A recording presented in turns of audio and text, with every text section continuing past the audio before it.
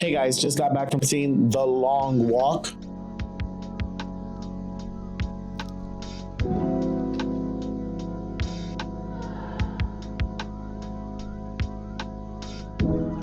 The Long Walk is such an interesting movie. It is directed by Francis Lawrence, who directed all the Hunger Games except the first one.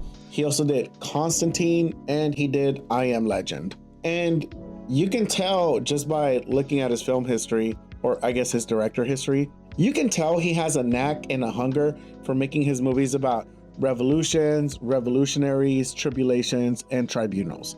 Like, it's there. You can see it in all his movies. The movie was written by J.T. Molyneux, who I'm honestly not familiar with. He wrote Outlaws and Angels and Strange Darling, and I haven't seen those. It's interesting seeing how patriotic these citizens are when this movie takes place, like the United States of America, the dystopian future it's in. And you know things are messy and fascistic, but you don't know how messy or how fascistic. We did the very first long walk years ago to inspire everyday people. Smile, boys.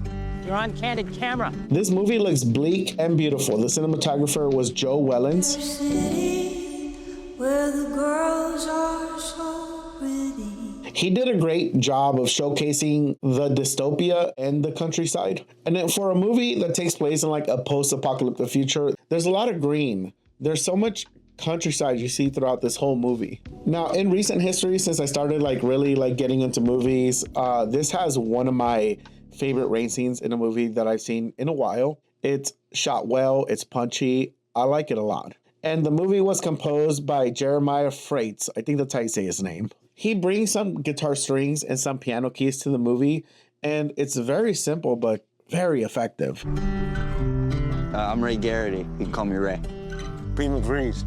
Hank Olson's the name. Walking's my game. And it's interwoven throughout the movie. I really love it because there's so much talking in this movie that when the moment it switches up into, things are getting serious, you really feel it with the music. I think this movie does a really good job of capturing those moments.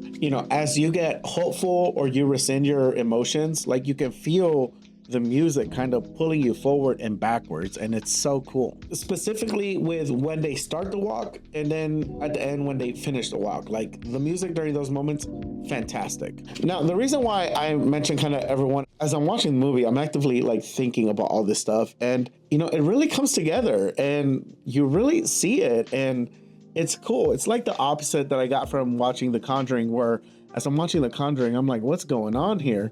But the way all this stuff is interwoven, like you really notice it, but in a fun and good way, at least for me. All the collaborators of this movie came together well, and I kind of do wonder that if any of them were different, how would that change the impact of the movie? This is walk or die. What I like about The Long Walk is the simple premise that it takes place in. Personally, I can't stop thinking about all that money.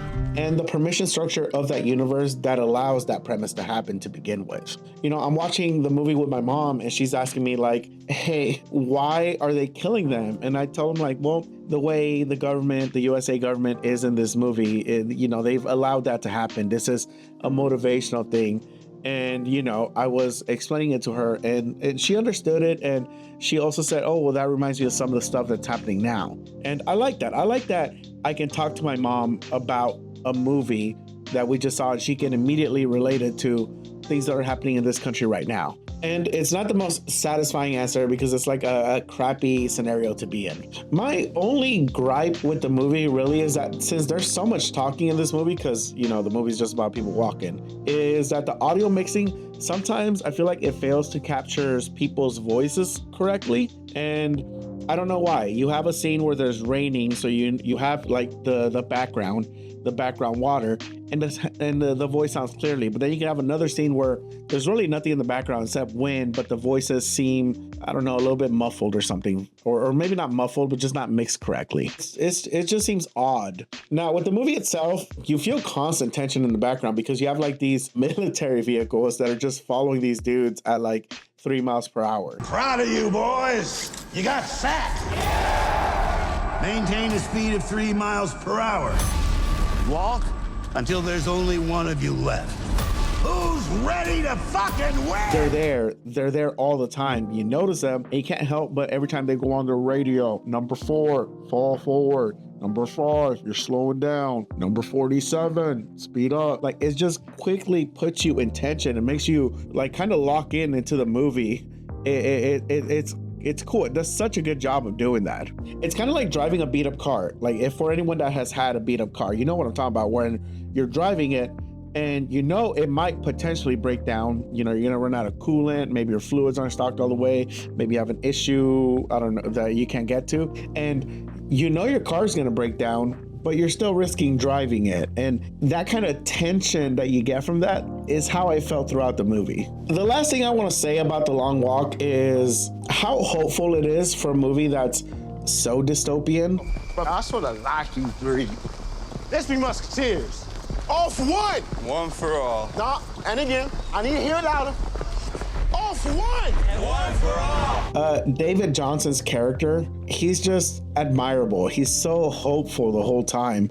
And I love that. I love how that can bleed into other people and how other people are also hopeful in their own ways. The chemistry between David Johnson and Cooper Hoffman was really good. I hope these guys are in another movie together because they did such a good job of just like playing off of each other. Mark Hamill seems to be having such a blast hamming it up as like the general. I look at each and every one of you and I see hope. Dudes likes being evil. I really like this movie. This is easily like an 8 or a 9 out of 10 for me. I would love to have seen more of the world explained in the movie, but I'm kind of happy with what I got. Not every element of every movie needs to be like explained because that can also lead to other plot holes or story contrivances. Anyway, if you watch it, let me know what you think.